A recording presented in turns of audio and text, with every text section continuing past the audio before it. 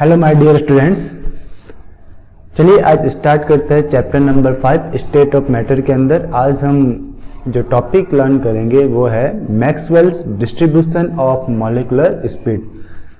So particular in this topic हम ये देखने वाले हैं कि कोई भी जब हम गैसेस कंटेनर लेते हैं तो उसके अंदर बहुत से गैसेस मॉलिक्यूल प्रेजेंट रहते हैं। ओके, अब उस गैसेस मॉलिक्यूल्स जो है वो सारे के सारे गैसेस मॉलिक्यूल एक ही स्पीड से ट्रेवल नहीं करते या एक ही स्पीड से मोशन नहीं करते। Some of the molecules motion with the high speed and some of the molecule motion with the low speed. So the Maxwell and Boltzmann दो साइंटिस्ट थे, इन्होंने नंबर ऑफ मॉलिक्यूल्स एंड उनके relative speed के according उन्हें distribute किया कि भाई high speed वाले कितने मॉलिक्यूल है, लो स्पीड वाले कितने मॉलिक्यूल है और बहुत ज्यादा लो स्पीड वाले कितने मॉलिक्यूल है। स्पीड को भी फिर 3 कैटेगरी के अंदर डिवाइड किया गया है, like root mean square speed, most probable speed and average speed. Okay, तो अकॉर्डिंग टू दिस 3 कैटेगरी हम किसी गैसेस के लिए number of molecules and their speed के अकॉर्डिंग हम इसे डिस्ट्रीब्यूट कर सकते हैं। ओके, कि हाई स्पीड वाले कितने मॉलिक्यूल है, लो स्पीड वाले कितने हैं, एवरेज स्पीड वाले कितने मॉलिक्यूल है, मोस्ट प्रोबेबल स्पीड के अंदर कितने मॉलिक्यूल। तो उसी की स्टडी किसने की थी, मैक्सवेल एंड बोल्ट्जमैन ने परफॉर्म की थी। ओके, तो ये इसीलिए कहलाता है distribution of molecular speed. Distribute किया इन्होंने मॉलिक्यूलर स्पीड के अकॉर्डिंग मॉलिक्यूल्स को उन्होंने डिस्ट्रीब्यूट किया। ओके, तो चलिए देखते हैं हम लोग क्या रहेगा हमारा। Maxwell and Boltzmann however show that as a result of collision thought some molecules are speed up। कुछ क्या होता है, कॉलिजन होने के बाद कुछ की स्पीड बढ़ जाती है और कुछ की स्पीड कम हो जाती है। some others are slowed down and hence the fraction of molecule। सो इससे क्या होगा बेटा कि fraction of molecule passing particular speed remain constant at constant temperature. Means कि भाई फॉर एग्जांपल के 40 मीटर पर सेकंड से ट्रैवल करने वाले जितने भी मॉलिक्यूल्स है उस पर्टिकुलर कंटेनर में वो आपके पर्टिकुलर टेम्परेचर पे कांस्टेंट रहेंगे, यानी उनका नंबर आपका कांस्टेंट रहेगा। फॉर एग्जांपल कि 100 मॉलिक्यूल है जो 40 मीटर पर सेकंड की स्पीड से ट्रैवल कर रहे हैं, तो पर्टिकुलर टेम्परेचर पे ये कांस्टेंट रहने वाला। Okay, and this is called Maxwell Boltzmann distribution law. अब मैक्सवेल ने बहुत इंपॉर्टेंट एक कर्व दिया था। ओके, किसके लिए, CO2 के लिए। वो कर्व हमें लर्न करना होता है। Maxwell give distribution curve of molecular speed for CO2 at different temperature पे उन्होंने कर्व दिया था। 3 टेम्परेचर लिए थे, उसके ऊपर इनका एक कर्व है जो बहुत ही फेमस है, देख लेते हैं। उस कर्व में किस टाइप से रहेंगे, मॉलिक्यूल्स की स्पीड क्या है, वो सारा हम देखने वाले हैं। ओके, तो देखते हैं हम लोग इस कर्व को। जस्ट 1 मिनट ऊपर लेता हूं। देखो ये है आपका कर्व। इस कर्व में दिस पॉइंट इज द 0, ये आपका होगा x एक्सिस, ये होगा आपका y एक्सिस। x एक्सिस के ऊपर इन्होंने क्या लिया, मॉलिक्यूलर स्पीड को लिया है, एंड y एक्सिस के ऊपर लिया है फ्रैक्शन ऑफ मॉलिक्यूल, कितने मॉलिक्यूल है, नंबर ऑफ मॉलिक्यूल्स मानो या fraction of molecule. For example 100 molecule, किसी पॉइंट पे 100, किसी पे 200, किसी पे 300, किसी पे 150 एटसेट्रा। तो देखिए यहाँ पे 3 टेम्परेचर और 3 कर्व है, आपको दिखाई दे रहा होगा। मैं कलर कोडिंग करता हूँ। This one is the yellow colour वाला जो मैंने एक कर्व कोड किया, दिस वन। सेकंड को मैं देता हूँ just particularly this colour, and fourth को हम दे देते हैं green colour, this one. Okay, तो देखो कर्व की जो स्लोप है वो आपकी लो होती जा रही है। तो फर्स्ट ऑफ ऑल हम देखते हैं क्या है, आपके पास 3 जो थर्ड कर्व है यानी ग्रीन कलर वाला, उसका टेम्परेचर है 1800 केल्विन, तो उसका स्लोप लोअर है। सेकंड आपका रहेगा T2 जो कि आपका लाइक ब्लू कलर में, लाइट ब्लू कलर का आपको दिखाई दे रहा है, स्काई ब्लू ले सकते हो उसको, स्काई ब्लू या लाइट ब्लू। एंड थर्ड आपका येलो वाला जो कि लो टेम्परेचर में, तो इसका स्लोप हाई है। तो इसमें 3 वैल्यूज भी आपको दिख रहे हैं, UMP, MP means most probable speed, then EV means average speed and RMS means root means square speed। Okay, तो टेम्परेचर कैसे लग रहा है, T1 is less then T2 is less then T3। तो अगर आपका टेम्परेचर लो है तो उस कंडीशन में जो मोस्ट प्रोबेबल स्पीड का जो पीक है, उस मोस्ट प्रोबेबल स्पीड का जो पीक है, मीन्स अगर मैं इसको x एक्सिस से और y एक्सिस से मैच करूं तो हमारे पास क्या आएगा कि जो मॉलिक्यूलर स्पीड है, मोस्ट प्रोबेबल स्पीड, वो उस कंडीशन के मॉलिक्यूल्स आपके हाईएस्ट है, और इसके लेफ्ट साइड और राइट साइड इस कर्व में फिर क्या हो रहा है, आपके मॉलिक्यूल्स कम होते जा रहे हैं। जैसे जैसे अगर इससे मैं लेफ्ट चलूं तो स्पीड भी कम हो रही है और फ्रैक्शन ऑफ मॉलिक्यूल्स भी कम हो रहे हैं, और इस पीक के राइट चलूं तो स्पीड तो बढ़ रही है लेकिन फ्रैक्शन ऑफ मॉलिक्यूल्स भी कम हो रहे हैं, फ्रैक्शन ऑफ मॉलिक्यूल्स भी कम हो रहे हैं। ओके, तो मोस्ट प्रोबेबल में मॉलिक्यूल ज्यादा है बट इसके लेफ्ट एंड राइट में फ्रैक्शन ऑफ मॉलिक्यूल आपके डिक्रीज हो रहे हैं। इसी टाइप से देखो, सबसे पहले होता है यूएमपी, देन आपके पास आता है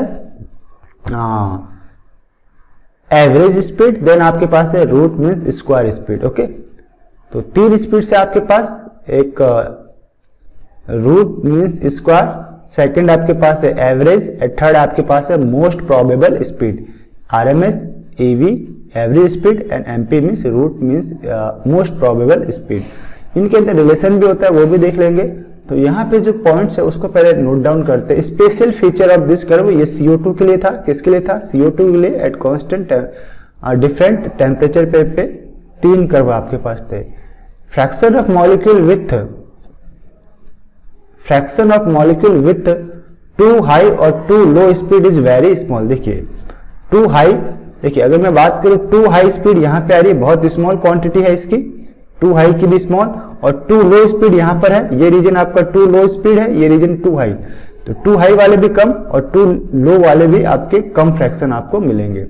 सेकेंड पॉइंट आपका क्या है? No molecule has zero velocity. ऐसे कोई मॉलिक्यूल नहीं होंगे या फ्रैक्शन नहीं होंगे जिसकी कोई जीरो वेलोसिटी होगी। इस पॉइंट वाले कोई मॉलिक्यूल नहीं होंगे। अगर मॉलिक्यूल है तो उनकी कोई ना कोई स्पीड होगी, मॉलिक्यूल है तो कोई ना कोई स्पीड होगी। इफ मॉलिक्यूल है तो कोई ना कोई स्पीड होगी। ये सेकंड पॉइंट हो गया।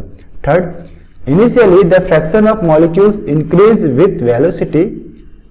ओके, फ्रैक्शन ऑफ मॉलिक्यूल क्या कर रहा है? इंक्रीज कर रहा है। देखो ये आपका इंक्रीज कर रहा है, वेलोसिटी भी इंक्रीज कर रही है, और एक बार एक पीक आता है। ठीक है, तो initially the fraction of molecule increase with velocity till the peak of curve, आपको नाम मिल जाए peak of curve which pertain to most probable velocity. और जो पीक है उसे हम क्या बोलते हैं? Most probable velocity. And thereafter it falls with increase in velocity. और उसके बाद जैसे जैसे स्पीड बढ़ेगी ये आपके फ्रैक्शन ऑफ मॉलिक्यूल्स आपके फॉल्स होते जाएंगे। पहले कर्व में भी फॉल्स हो रहा है, सेकंड में भी फॉल्स हो रहा है, एंड थर्ड में भी फॉल्स हो रहा है। ओके, तो इस कर्व के बेस के ऊपर आपके पास 3 स्पीड्स किसी भी गैस के लिए रहती है। First speed related to gases state, इसमें जो आपका फर्स्ट है रूट मीन स्क्वायर स्पीड, इसको बोलते हैं आरएमएस। जनरली अगर मैं काइनेटिक एनर्जी की बात करूं के तो हमारे पास क्या रहता है? काइनेटिक एनर्जी 1/2 m, v की जगह मैं यहाँ पे यूज करूंगा u स्क्वायर। ओके, अगर सपोज करो कि आपके पास n मॉलिक्यूल्स है गैस के, और n मॉलिक्यूल्स की अलग अलग जो काइनेटिक एनर्जी अगर आपको देनी है तो उसके लिए जो आप पर्टिकुलर वेलोसिटी लोगे एवरी एटम की या एवरी गैस मॉलिक्यूल की, उससे लोगे u1 square, v2 square, u3 square suppose. Okay, और फिर इनका आप अगर एवरेज निकालना चाहते हो तो फिर आप एवरेज स्टेप्स निकालोगे कि u यानी कि इनिशियल जो भी गैस का वेलोसिटी है उसका क्या करोगे? पहले आपको निकालना पड़ेगा under root of u1 square plus u2 square plus u3 square plus dot to dot un square, and then number of molecules of gas से आप डिवाइड करोगे तो आपके पास एवरेज रूट मीन्स स्क्वायर आपके पास स्पीड आएगी। आपको ये ध्यान रखना पड़ता है, ये जो पोर्शन है c यानी कि u, c just like u under root 3 pv/m, ये मॉलिक्यूलर फॉर्मूला से आते हैं। इसके बारे में अभी आपको ज्यादा ध्यान नहीं देना। ठीक है, आपको जस्ट इतना पता होना चाहिए कि रूट मीन्स स्क्वायर, u जो आपका रहता है वो आपके पास रहता है number of gases molecule individual speed का स्क्वायर करो, उसका रूट लो और n से डिवाइड कर दो। ओके, तो u1 का स्क्वायर प्लस u2 का स्क्वायर प्लस u3 का square dot dot dot so on, और अपॉन अगर n मॉलिक्यूल है तो n से डिवाइड। इसी टाइप से आपके पास एक आता है एवरेज स्पीड। एवरेज स्पीड को एवीएस से रिप्रेजेंट करते हैं। मॉलिक्यूलर फॉर्मूला में इसका जो स्पीड का फॉर्मूला आता है वो रहता है आपका √8RT/πm। और इतना इसे ना देख के आप इसे देखिए, जो आपका root mean square and average speed के अंदर जो आपका रिलेशन है वो कितना होता है, root mean square speed equal to 1.085 times greater होती है एवरेज स्पीड का। Okay, this mean root mean square is greater than average speed, 1.085 times greater होती है। ये रिलेशन आपको लर्न करना है, रूट मीन स्क्वायर वाला।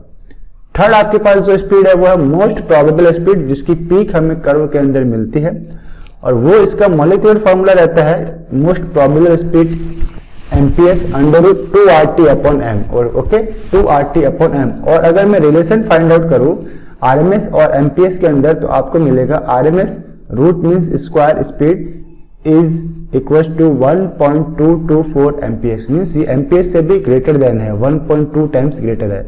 मीन्स ओवरऑल अगर मैं root mean square, average speed और एमपीएस के बीच में अगर मैं रिलेशन फाइंड करता हूं, तो मेरे पास एक रिलेशन आएगा कि दिस रिलेशन U आपका है रूट मीन स्क्वायर, ये है आपका आरएमएस, V आपके पास है एवरेज स्पीड एंड अल्फा आपके पास है most probable speed MP.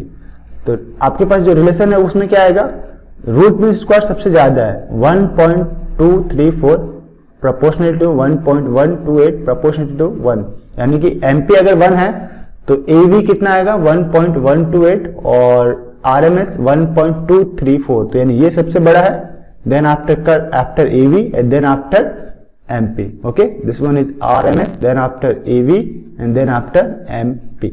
Okay, this particularly.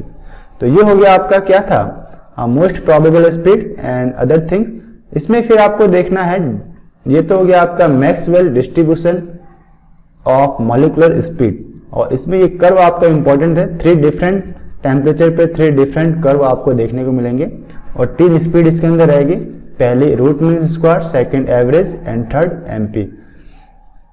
अभी याद रखिएगा रूट मीन स्क्वायर जो स्पीड है वो हाई रहेगी। देखिए आरएमएस सबसे हाई है, ये वाला पॉइंट, देन आफ्टर आपका क्या है UV, UAV average and then after आपका क्या रह रहा है यूएमपी। ओके, तो सबसे हाई किस कौन सी रहती है आपकी आरएमएस, रूट मीन स्क्वायर जो स्पीड है वो हाई रहती है। फिर आपको स्टडी करना है deviation from ideal gases. Ideal gas जो आपकी रियल गैस होती है वो डेविएट क्यों करती है आइडल गैस से, ये भी एक बड़ा रीजन है, due to pressure and due to temperature and volume correction. Okay, तो नेक्स्ट टॉपिक आपका रहेगा deviation from ideal gas behaviour, और वो रहते हैं आपका real gas. What is the real gas, the gases which does not follow the ideal gas equation all the values of pressure and volume and temperature। ऐसी गैसें जो pressure, temperature and volume के सारे वैल्यूज के ऊपर इसे follow नहीं करती, कुछ वैल्यूज को ये फॉलो करती है, कुछ को नहीं फॉलो करती, तो वो कहलाएगी आपकी रियल गैस। और majority of the gases are real gas because they in the high pressure and higher temperature they does not follow ideal gas equation. तो आइडल गैस इक्वेशन को फॉलो नहीं करेगी तो आपके पास एक दूसरी इक्वेशन आएगी, हम और उसे हम कहते हैं रियल गैस इक्वेशन, या फिर हम उसे कहते हैं van der Waal gas equation. Okay, वो जो van der Waal gas equation आता है वो आइडल गैस इक्वेशन में प्रेशर के टर्म को हम थोड़ा कोरिलेट करते हैं और वॉल्यूम के टर्म को कोरिलेट करते हैं या करेक्शन करते हैं, देन आफ्टर हमारे पास आता है रियल गैस इक्वेशन, जो कि वान डेर वाल गैस इक्वेशन के नाम से भी जाना जाता है। ओके, तो देखिए इसमें क्या है, सबसे पहले ये इंपॉर्टेंट रहता है रियल गैस इक्वेशन, आपका इंपॉर्टेंट टॉपिक है real gas. A gas that follows Boyle's law, Charles law and Avogadro law strictly is called an idol gas. इसे हम क्या बोलते हैं बेटा, आइडल गैस कहते हैं। And such gas is hypothetical, ये हाइपोथेटिकली एक्चुअल में प्रेजेंट नहीं होती, सारे गैसें आपकी रियल होती है, ये सभी वैल्यूज फॉलो नहीं करती है, ठीक है, ये स्पेशल कंडीशन में ही फॉलो करती है। तो अब क्या है रियल गैस के बारे में देखेंगे। Real gases follow these laws only under certain specific condition when forces of interaction are practically negligible। कब, जब ये गैसें जब आपस में इंटरेक्ट नहीं कर रही तो इनके बीच में इंटरेक्शन फोर्स नेग्लिजिबल है, दैट कंडीशन ये आपका आइडल गैस की तरह बिहेव करती है। बट जब इनके बीच में प्रेशर आप हाई करोगे तो मॉलिक्यूल्स आपस में इंटरेक्शन करना शो करेंगे। और डेड कंडीशन आपका जो रियल प्रेशर है वो आइडियल प्रेशर से डेविएट करेगा, जो रियल वॉल्यूम है वो आइडियल वॉल्यूम से डेविएट करेगा। और डेड कंडीशन ये आइडियल गैस इक्वेशन को फॉलो नहीं करती। And this is discussed as follow. देखो क्या डिस्कशन है, 2 क्वेश्चन अराइज होते हैं। पहला, why do gases deviate from ideality and under what condition gases deviate from ideality, क्या कंडीशन होनी चाहिए। तो जो हमारे पास molecular theory, kinetic molecular theory of gases था, जो गैसेस बिहेवियर को शो करता था, उसमें जो 2 पोस्टुलेट थे वो आपके थोड़े रॉन्ग प्रूव हो जाते, 2 पोस्टुलेट उसमें ठीक नहीं थे। वही पोस्टुलेट वापस से रिवाइज करेंगे। Gases deviate from ideality because 2 exception जो हमने काइनेटिक थ्योरी में लिए थे, 2 exception theory do not hold good. पहला क्या थी, there is no force of attraction between molecules of gas. उसने ये एग्जेप्शन किया था, ये ऐसा माना था कि गैसेस मॉलिक्यूल बीच में कोई इंटरेक्शन फोर्स वर्क नहीं करता, बट ये रॉन्ग है। जब प्रेशर हाई होता है तो गैसेस मॉलिक्यूल आपस में अट्रैक्ट होते हैं और उनका एक्चुअल प्रेशर जो है वो लेस होता है compare to observe pressure. Okay, compare to ideal pressure से इनका लेस होता है। ओके, तो इस हिसाब से हम प्रेशर के टर्म के अंदर एक करेक्शन करते हैं आप एक नया गैस इक्वेशन लाने के लिए। सेकेंड एग्जेप्शन क्या था, volume of the molecules of gas is negligible compare to volume of the gas. But ये भी आपका रॉन्ग है। इसने क्या बोला कि volume of the molecule of a gas negligible होता है compare to volume of the gas. Volume of the molecule of a gas is negligible compare to volume of the container या volume of the actual gas. But ऐसा नहीं है। अगर आप compressed करोगे तो मॉलिक्यूल का कुछ ना कुछ आपका वॉल्यूम आपको देखने को मिलेगा। ये क्या बोल रहा है, volume of molecules of a gas, यानी मॉलिक्यूल का वॉल्यूम अगर आप देखोगे तो वो भी कुछ ना कुछ अमाउंट होता है compare to volume of gases. Gas के वॉल्यूम की तुलना में मॉलिक्यूल का भी कुछ ना कुछ वॉल्यूम आपका होता है। तो इसके बेसिस पे हम एक न्यू इक्वेशन प्लेस करते हैं और उसे कहते हैं हम real gas equation, equation of state for real gas. और वो और भी अदर नेम से जाना जाता है like van der Waal gas equation, van der Waal gas equation, equation of state for real gas और वांडरवाल गैस इक्वेशन। तो यहाँ पे हमें वांडरवाल गैस इक्वेशन लाने के लिए 2 करेक्शन करने पड़ते, एक प्रेशर के टर्म के अंदर और दूसरा वॉल्यूम के टर्म के अंदर।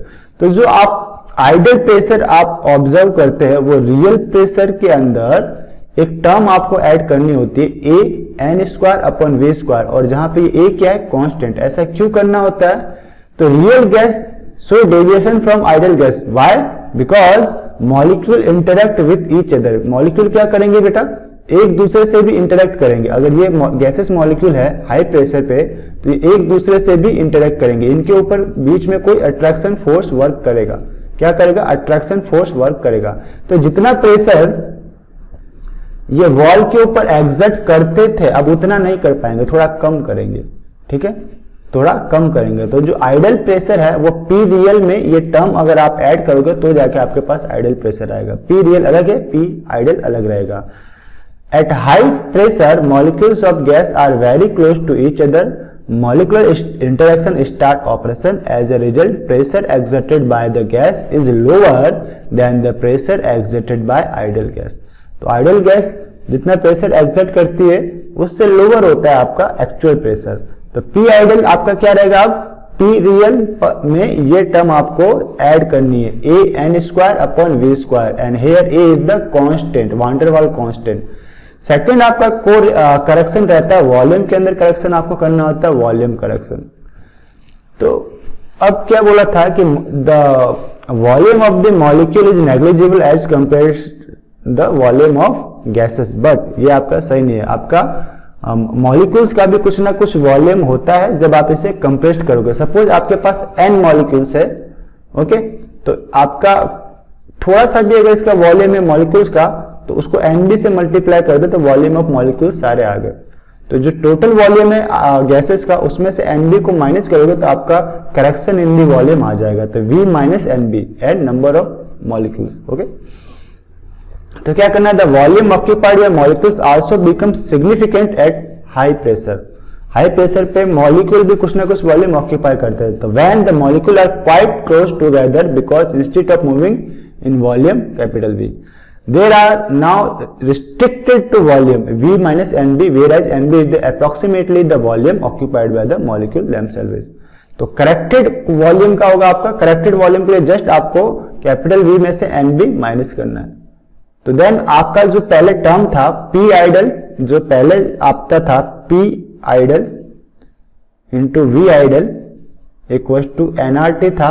अब P आइडल की जगह P plus AN square upon V square put करो और V आइडल की जगह V माइनस NB पुट करो इक्वल टू nRT आएगा। और ये जो इक्वेशन आपके पास आई इसको बोलते हैं van der Waal gas equation for real gas. P pressure के टर्म में correction P plus AN square upon V square bracket V minus NB then equal to nRT। A and B यहाँ पे आपके पास constant है, उसे हम कहते हैं van der Waal gas constant, और ये हर गैस के लिए अलग अलग होती है। ये क्या है वॉन डेर वाल्स इक्वेशन में A एंड B क्या है, वॉन डेर वाल कांस्टेंट है and unit of A ATM litre square mole -2 यानी mole to the power -2 and unit of B litres mole to the power -1 and value of A is measure of magnitude of intermolecular attractive. इसे छोड़ दीजिए, आपको ये देखना है सिर्फ, ऐसे भी छोड़ दो, बस इतना ही आपके लिए बहुत इंपॉर्टेंट है। इसे बस कि what is the real gas equation, ये क्या है रियल गैस इक्वेशन या फिर van der Waal gas equation, ये पूछा जाता है आपसे what is the real gas equation, what is the van der Waal gas equation. तो you can put out this particular formula. ठीक है, कैसे आया वो आप यहाँ पे लिख सकते हो कि the gases which follow van der Waal the gases which follow ideal gas equation is known as the ideal gas, but in actual the no gas follow this equation in all the pressure and temperature and volume values. So this gas deviate from its actual value, and that condition we require another equation of the gas, and this is known as van der Waal gas equation or real gas equation. Okay. अब हमारे पास पढ़ना रहेगा study of deviation कि deviation कितना होगा। ये इसमें एक रहेगा आपके पास कंप्रेसिबिलिटी फैक्टर में भी हमें देखना होता है कंप्रेसिबिलिटी फैक्टर। अब डेविएशन कितने अमाउंट में हुआ, ओके डेविएट तो कर रहे, कितना डेविएशन होगा वो कैसे पता करेंगे उसके लिए भी देख लेते हैं। Like this one study of deviation. The deviation from ideal behavior can be measured in term of compressibility factor Z। ये आपका इंपॉर्टेंट है। I repeat this one, compressibility factor आपसे पूछा जाता है। The deviation from ideal behavior can be measured in term of deviation in term of compressibility factor Z, which is given by Z। कैसे दोगे बेटा, like जो आपका नॉर्मल इक्वेशन है ideal gas PV equal to nRT। आप क्या करो PV को राइट साइड भेज दो, ठीक है, और यहाँ पे Z पुट कर दो, Z equal to nRT upon PV। अगर कोई गैस आपका आइडियल गैस है तो Z की वैल्यू 1 आएगी, यानी कि PV nRT अपॉन PV क्या रहेगी 1।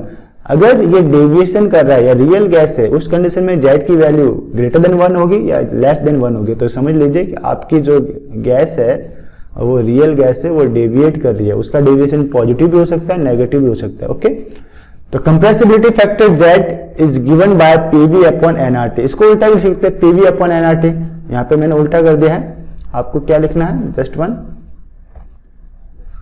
आपको लिखना है PV इक्वल टू nRT था, तो Z जो रहेगा आपका PV अपॉन nRT, ये वाला टर्म रहेगा, ठीक है। इसको यहाँ भेज दो, तो PV अपॉन nRT।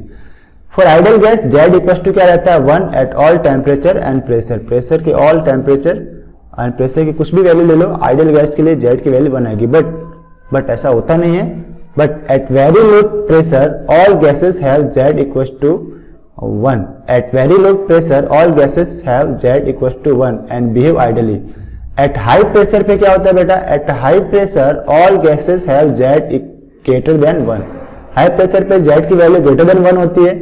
इस कंडीशन में वो डेविएट करते हैं, अपने आइडियल बिहेवियर से डेविएट करते हैं। They are difficult to compress, और उन्हें कंप्रेस करना क्या होता है बेटा, डिफिकल्ट होता है। एट इंटरमीडिएट प्रेशर पे क्या होता है, most gases have Z is less than 1, intermediate pressure पे Z इज लेस देन 1, और हाई प्रेशर पे Z इज ग्रेटर देन 1, और लो प्रेशर पे Z इक्वल टू 1। तो तीन कंडीशन होते हैं, Z equal to 1, Z is greater than 1, Z is less than 1। Okay, फिर आपके पास है लिक्विफिकेशन ऑफ गैस कैसे करेंगे, उसके लिए कुछ क्राइटेरिया होता है, like the temperature at which a real gas obeys ideal gas law और an appreciable range of pressure is called Boyle temperature. कौन सा टेम्परेचर जिसके ऊपर real gas ideal gas equation को ऑबे करती है, उससे हम क्या बोलते हैं, बॉयल टेम्परेचर और बॉयल पॉइंट भी बोलते हैं। Okay, at low pressure and at high temperature gases show ideal behaviour, और लो प्रेशर और हाई टेम्परेचर पे गैसेस आइडियल बिहेवियर भी शो करती है। बॉयल टेम्परेचर को हम और एक मैथमेटिकल रूप से भी रिप्रेजेंट कर सकते हैं, TB means Boyle temperature equals to A upon BR, A upon BR। Okay, A and B क्या थे आपके पास, van der Waal constant. Okay, van der Waal constant आपके पास ये थे, A upon BR। The temperature at which a real gas obey ideal gas laws over an appreciable range of pressure is called boil temperature or boil point TB. I repeat this, boil temperature and boil point TB. What is the boil temperature? Then the temperature at which real gas obey ideal gas laws over an appreciable pressure is called boil temperature. Okay. Next आपके पास जो topic रहता है वो रहता है आपके पास liquefaction of gases and critical constant. तो इसे हम नेक्स्ट लेक्चर के अंदर इंक्लूड करेंगे क्योंकि ये काफी इंपॉर्टेंट है, डायरेक्ट क्वेश्चन इसके अंदर से उठ जाता है। तो मिलते हैं नेक्स्ट लेक्चर में, तब तक के लिए हैव अ नाइस डे।